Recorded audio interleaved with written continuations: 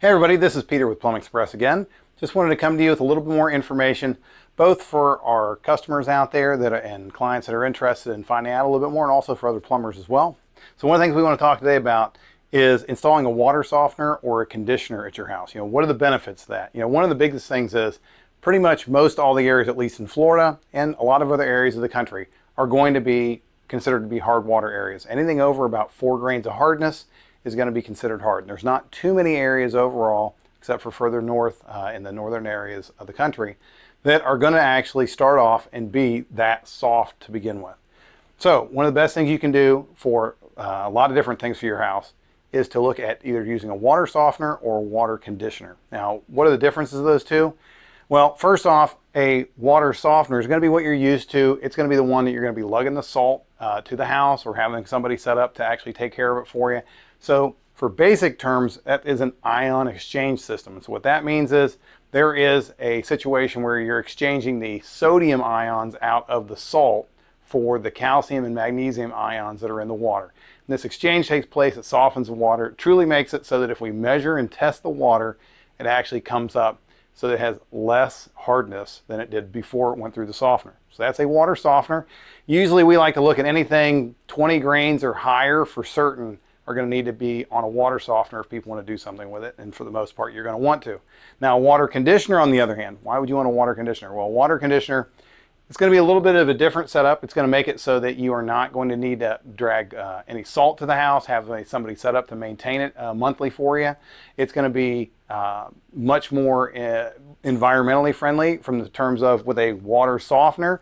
You're going to have probably between every 7 to 12 days a cycle where it's going to refresh itself, and it has to clean itself and actually recharge the resin that's inside the tank, and that's going to take water. So you're going to probably run about 100 gallons of water. So you're going to put about 100 gallons of water out onto your lawn or into the rock bed or something like that near the house. Whereas a water conditioner, for the most part, they don't require any back flushing or anything like that. Some will require a change out of cartridges annually or every couple years. Other ones will be a larger tank system, and they may be good for 6 to 10 to more years than that.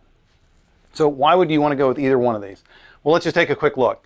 So hardness and scale is the two big things that we're going to fight when we talk about softeners and conditioners. What does that look like? Well, that white crystal-like buildup you get. So when you look at your faucets, and it may be on the outside edges, it may be your shower heads, that's usually a pretty good indicator. If you're trying to take a shower and the water sprayers are spraying every which way but maybe towards you, that's going to be a pretty good indicator that you've got hard water buildup in there, and it's causing your shower head to actually spray in different directions. Now, if you have a newer shower head that has like the soft little ends to that, you can rub that as the water is flowing through it, and sometimes it'll break that up and get it out. But one of the nicest things is if you have a conditioner or softener is just get rid of that altogether so you don't have that kind of buildup. So that white crystal buildup, like I said, shower heads, it will also build up on your faucets, both on the inside and the outside. Dry skin. This is a situation that can occur with hardness and scale as well. That can cause your skin to be dry. For ladies, not me of course, because I don't really have much hair on my head. We have dull and brittle hair. That can cause that situation to occur. We have a lot of folks that they come from up north, they've had a water softener before, they come here to Florida, they want to get that water softener back. A lot for the wife because she is potentially looking at not wanting to have it change the way the chemistry is of her hair, and she likes the way it is with a lower hardness water. So that's going to be dull and brittle hair for you. And then this crystal buildup is also occurring inside of your appliances, so it reduces lifespan for your appliances. So especially anything that is going to have hot water to it. So from your dishwasher, coffee makers, to obviously your water heaters, any of those items is going to have a reduced lifespan, because what's going to happen is those hardness minerals, the calcium and the magnesium, is going to build up on the inside of there, and it's going to create problems. So it could create pathway problems, so in other words restricting flow. It can also do that inside of your plumbing pipes.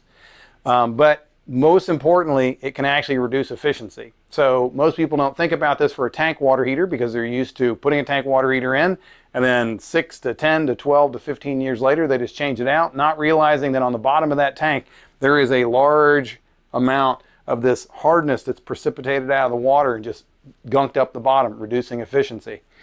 tankless water heaters, it actually builds up on the copper and stainless steel pathways on the inside. So as that gets slightly thicker, it actually reduces efficiency in a great amount. So you can think about it as if you bought a car that was very efficient and then you didn't take care of it and you lost your efficiency, you'd feel pretty ripped off because you didn't get the efficiency that you were promised. If it went from being 60 miles a gallon to 50 miles a gallon to 30 miles a gallon to 20 miles a gallon.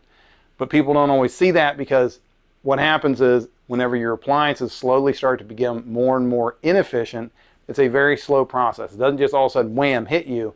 It's just a slow building process of getting less and less efficient over time.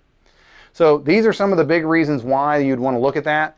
Again, softeners and conditioners, they each have their place. Conditioners can be used, well, I should say softeners can really be used in a situation where a conditioner could be used, whereas a conditioner cannot really always be used where a softener is. Most manufacturers of the conditioners do not recommend them over 15 to 20 grains of hardness for homes. So if you have a well system, most of the time, we're going to recommend that you go to a softener versus a conditioner. Water that comes from a well can change chemistry over the course of the year. So you may start off and be fine with a conditioner, and then 6 months in, you may start having problems with your well. So, but these are all great reasons to have a water conditioner or a water softener at your home. Really, any place in Florida is going to be benefited by that. So we hope this gives you some food for thought, and go ahead and click on our like button, subscribe to us, make sure you check us out for future videos. Again, this is Peter with Plumbing Express. We look forward to seeing you the next time.